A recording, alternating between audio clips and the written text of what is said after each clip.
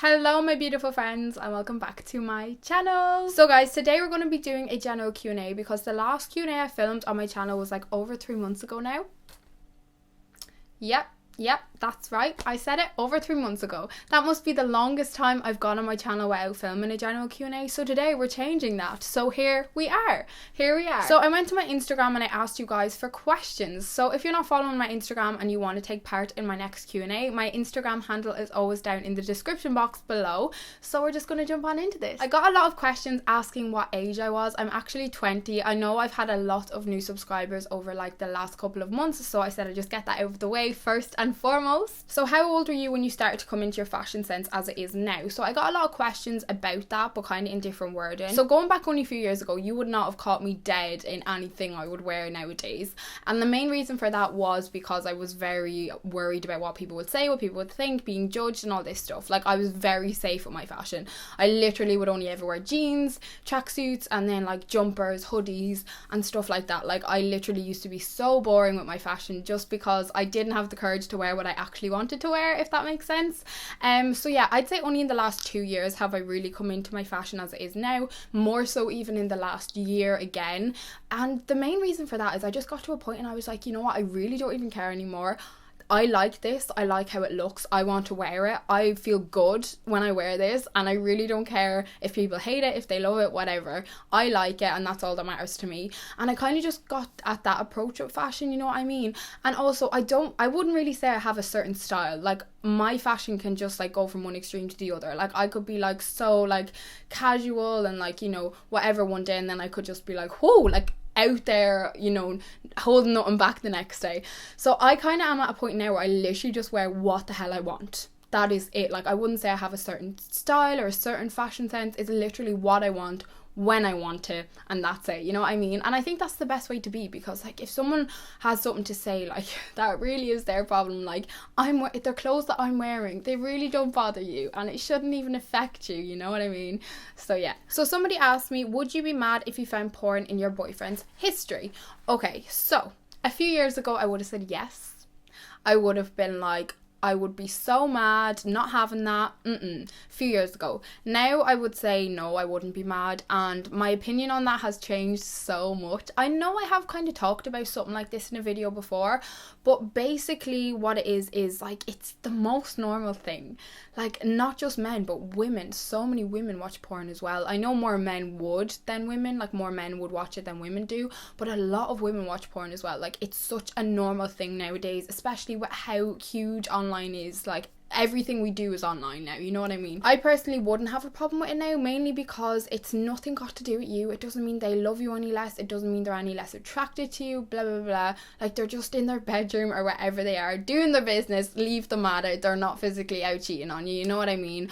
I know some women do have very strong opinions on it, because I used to have very strong opinions on it, so I completely get that. But I think I just grew up a bit and like realised that it's not what I always used to think it was. Like I used to think that it was a form of cheating and blah blah blah blah, but it really isn't. Okay, so I got a lot of questions about diets, and more so in relation to me. So 2 that I wrote down was, what is a diet that worked best for you?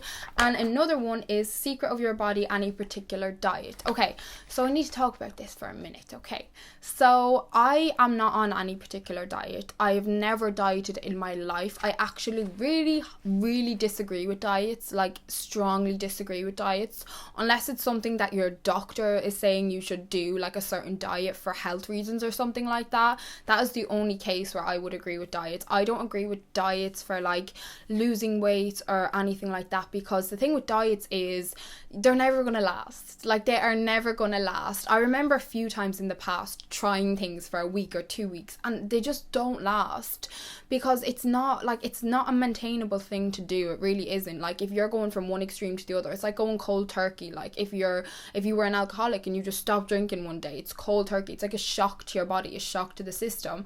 So So after a period of time, you're just going to fall off the bandwagon, you know what I mean? And you're just going to fall back to your eating habits the way you were eating previously. So it's really not something that's going to work in the long term. I think the best thing to do, like instead of dieting, is just trying to change your lifestyle, like your habits, your eating habits, instead of calling it a diet. I think when you're calling something a diet, that's when you're thinking of it as a bad thing. Like, I'm dieting, you know what I mean? I can't eat that because I'm on a diet. I think that's the worst thing to do. I think the best way to do it is just start eating healthier and slowly introducing this into your lifestyle, you know what I mean? So slowly start introducing things that you wouldn't normally eat, or just, you know, eating more fruit, eating more veg, like stop eating as much crap, but do it over a few weeks. Like, don't just wake up one day and be like, right, that's it, I'm changing everything today, especially if like you were someone who would eat quite unhealthily, you know what I mean? I know for me, when I proper started working out, I used to have such a bad diet, like, and even now, like, I would not say like my diet is amazing at all. Like, I 100% still indulge in things I like to eat, and I don't like, you know, make myself feel guilty for anything. But when I did start exercising, I remember, like, I slowly started introducing things. So I slowly, like, you know, I used to always eat, like, a sugary cereal for breakfast, like Cocoa Pops or Cookie Crisp or whatever it may be. So I remember one week I was like, right, this week I'm just going to change my breakfast, okay? And I'm just going to concentrate on eating a good breakfast every day instead, because I always used to eat a really bad breakfast. So I changed that to porridge with, like, fruit in it. So I done that for 1 week. So, like, just doing it in steps, and it literally won't take long at all, because I feel like if you're doing it as a process, it's going to be a lot easier to stick to, instead of one day you're like, right, I have to eat different breakfast, lunch and dinner and snacks today, and you're just going to be like, you know what I mean? Especially, like, I'm somebody who loves food. Like, I love food, and I don't just eat food to, like, fuel me and give me energy. Like, I also eat food, like, when I'm feeling a certain kind of way, when I'm feeling anyway. Like, if I'm happy, I want to eat. If I'm sad, I want to eat. If I'm depressed, I want to eat. So I also eat for, like, the flavour and the enjoyment of eating, if you know what I mean. I really wouldn't recommend diets, but what I would recommend to do is slowly start changing your eating habits over a period of time. And that's what I done. What's one life lesson you would teach your kids as soon as they pop out? This question gave me a right giggle when I read it, just because they said as soon as they pop out. So they're literally out the vajayjay, and you're like, right, you listen here, kid, you listen to me. It just made me laugh. I don't know why. But one life lesson I definitely teach my kids as soon as they are old enough to understand what I'm saying to them.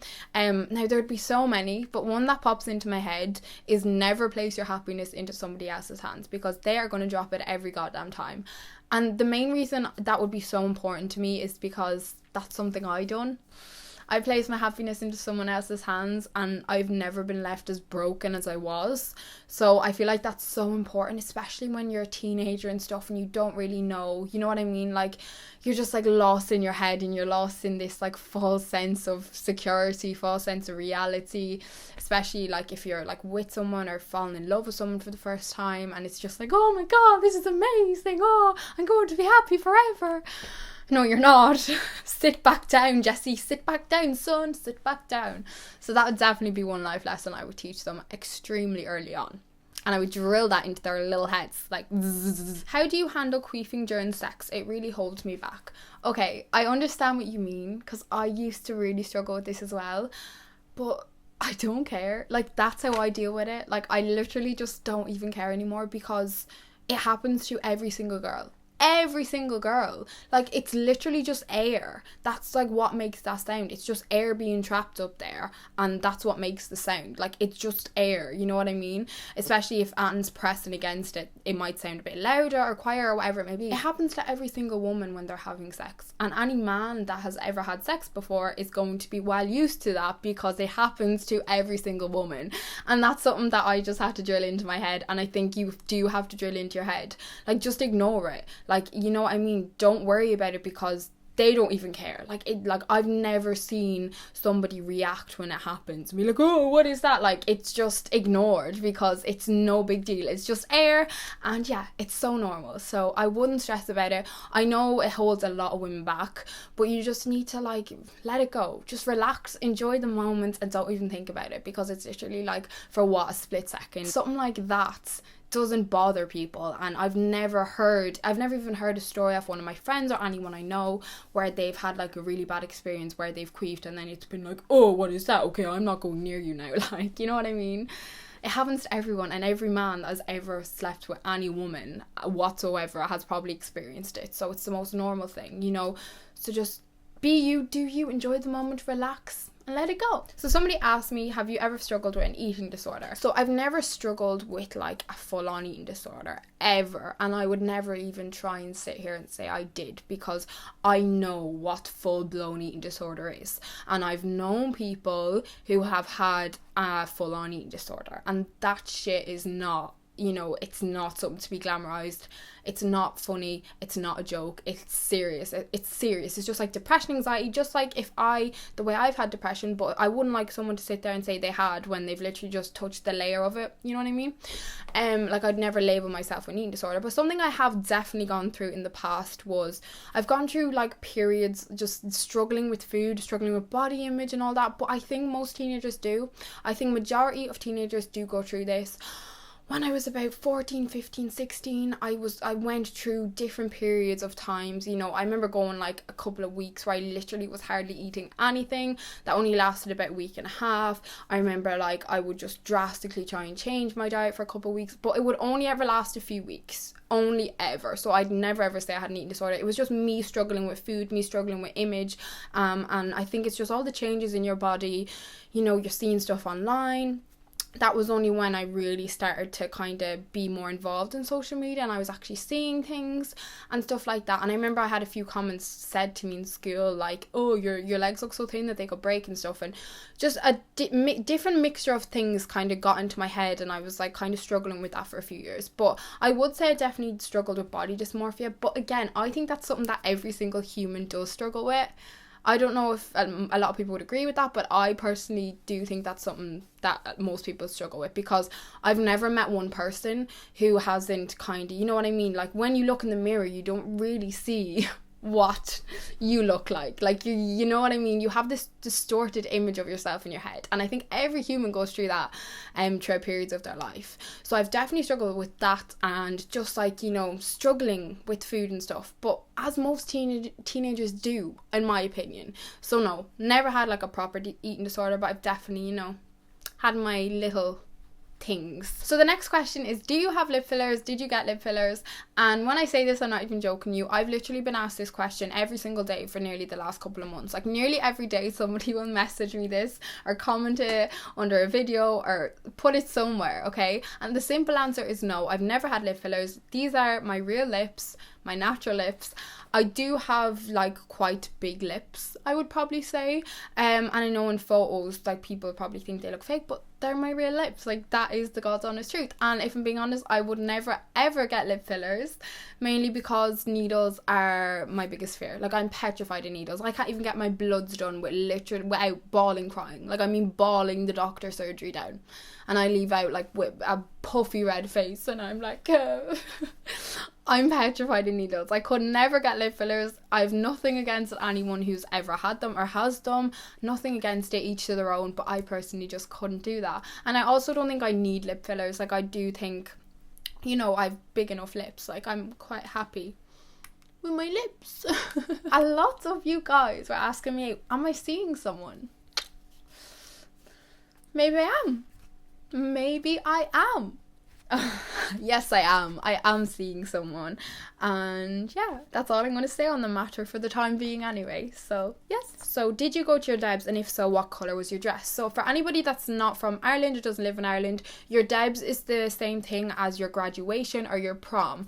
So basically when you finish school and you graduate and you get all dressed up, and like in Ireland we wear like floor length dresses, so like, you know, formal floor length dresses, and we get all dolled up and we go off and we have a dinner, like we have a meal with our whole year, and then you go like dancing to the nightclub or whatever. So that's what your debs is, same thing as your prom or whatever.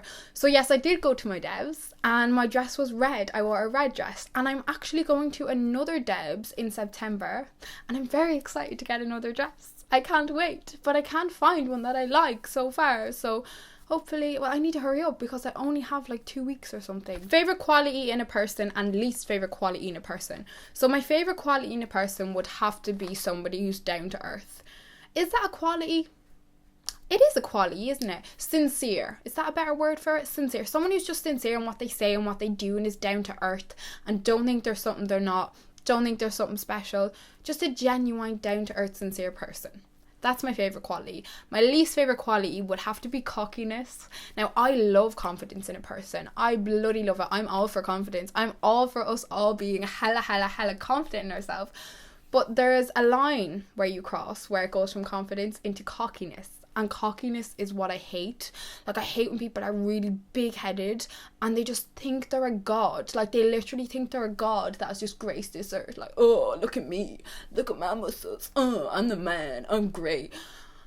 I hate when people just think they're, like, the shit. Like, you know what I mean? They just think they're something special. Like, they're God's gift and they're just better than everyone else. And, ignorance and cockiness, I just cannot stand in a person. Like, when I see that, I'm like, yeah. Don't come in my bubble. Stay outside my bubble. This is my bubble. Do not pop the bubble. Don't pop it. Best moment of your YouTube career so far would have to be hitting 100,000 subscribers. I swear to God. And that viral video, actually. Like, both of them things were so surreal because I'd never had a viral. That was my first ever viral video, and I was moving very slow. Like, I was growing very slowly on YouTube. So I literally remember saying to my mom, I don't think I'm ever going to hit 100k. I think I was at like 70 something k, but I was growing so slowly for like a couple of months. Like, it was moving very slowly. So yeah, I remember saying to my mom, like, I don't think I'm going to hit this by Christmas, because at the start of the year I was like, I want to hit 100k this year. Like, I was determined. And then it was like, you know, a few months into the year I was like, Mom, I don't think this is going to happen. So definitely the viral and 100k. When I hit 100k, I was bawling. Like, I was crying my eyes out. I couldn't believe it. It was a literal dream come true, as I was saying. Do you ever feel embarrassed and guilty when going into an adult store? If so, how do you get over it, or do you only purchase online? Okay, so I never feel embarrassed or guilty, but saying that, I've never actually bought anything in a store. I've only ever bought things online, and maybe that's the reason for it. I don't know. I don't feel embarrassed or guilty though, because when I go into the shop, like, them workers, like, that's their job. They're just selling sex toys and adult toys to people all day long. There we go. That's the one. So there's nothing weird to them. Like, that's their job. They're there like 9 to 5, just doing that hour after hour. So I don't think you have anything to be embarrassed or guilty about, because it's a shop, you know, it's legal. You're allowed to walk in, buy what you want and walk out. But I do think if you feel that way, it's so much easier to buy online. Like, Love Honey. Ugh. I love Honey. I've bought things off that website so many times. And it's just amazing because it's so discreet. It comes in a brown box, doesn't even say Love Honey on it. It's like the packaging is so discreet, and it's just quick. Like, I also find that they're very affordable, like, compared to the likes of like Ann Summers or any like sex shop, adult toy shop you might walk into. I feel like their prices are literally nearly like double, and I think that's another reason I've never actually bought Ann in a store, because the prices are just very expensive in my opinion, like unnecessary. So yeah, I've only ever purchased online, but you shouldn't feel embarrassed or guilty because we're adults here, you know? We gotta do our thing. So guys, that was the end of my Q&A. I really hope you guys enjoyed this. I don't know why I go so long without filming them, because I love filming them. Like, I have so much fun. I always come away from a Q&A buzzing. I'm like so happy, like, oh yeah. Thank you all so extremely much for watching. I cannot wait to see you all in my next video, and I love you all so very much. Mwah. Bye bye friends.